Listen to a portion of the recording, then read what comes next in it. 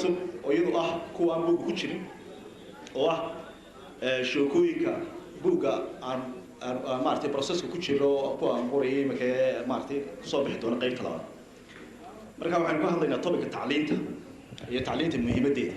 maadaama caawa aynu ka hadlayno buug la qoray wax akhris iyo aynu ka tacliin ka hadlayno waa wax iswada wato weeyaan marka nin ciyaartooy oo reer Burca in fact ninkii sheekada ku saabsaneed baa intii aan barbar soo mariyay oo ku arkay ninkii markaan ku war sheekada oo la ii sheegay ku daraa buugga markaas uu ku daraa laakiin magacayga sheegay waxa tiraahdaa nin odayo reer Burca ah markaas ay waayay saasas weeraya marka sheekada waxay ahayd ninkan ayaa isagoo nin yar oo marka kalaaska saddexaad kalaaska afraad ayaa gabadh jaarkooda ay ku oranaysaa waraaq ii qor marka gabadhu way ka weyntahay oo iyadu waa nin bay u mehersantay oo maartay ninkeedii dibadda ku maqay markaas ku tir waraaq ii qor ingiriisi ah markaas uu oran kari waayay ingiriisi wax kuma qori karay antii sida dadkii hore muhiimadda u ahayd qofku inuu yiraahdo waxaas ma garanayna antii wax ceeb oo kaleeto ayuu arkay markaas uu yiri may way ana ku qoray gabadhi baa tiri way waraaqdii qor way soo fadhiistay saytira waxa tiraahdaa dawaan iska ladano wallahi wax walba fiican yahay markaas uu ayuu qoraa good full stop ya ilaa isagoo ingiriis badan dama garanayo waa kalaaska saddexaad ayuu ku jiray markaas inta wallahi dee roobna uu daayo waan iska fiicannahay asuu rain full stop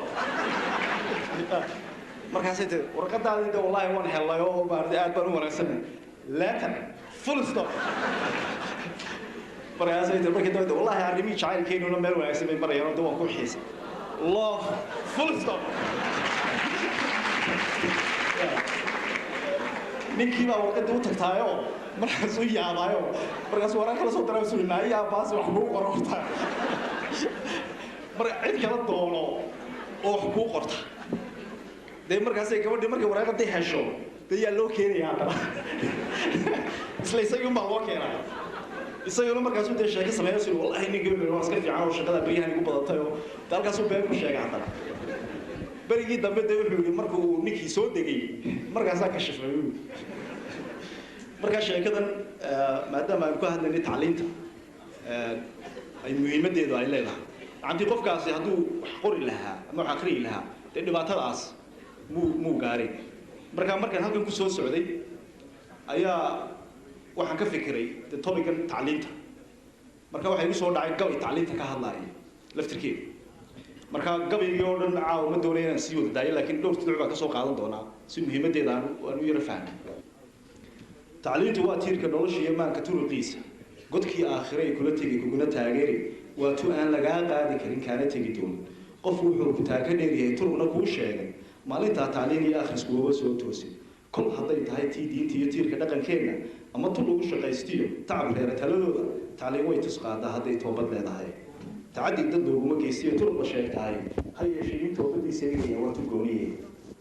إنك سلوك تبدي تقريد عطية فانك تربيسة إنك سلوك تقريد لو طعمه وتربى كوهين تو هدول اللي هي طبيعي حالا إن التعليم ده ويساني كاس وهبيت كده لما تأتي تعليم ماشي تعبوا جالسين إنه تي لا هي بدأ تبوك الريبانة وأطلب وغفر اليوم اللي بدنا تاجي هاي شيء وحنا عن ترى راح نقول تبين ما أنت عن تبين تعليم كوبا صوت يرسل أنا قالوا له صوت الرئيس شو لما أنتيسن أنت بالي يعدون كلام كنت معانا قفكي وبتوا من علمية ترانا مال بكسن نرش نقطة الله مرة بصوات تقوليه طلابة وحنا عاود هدية تمركو تاعي إن لو تفعيت الدروس دي تروح للمال إن لو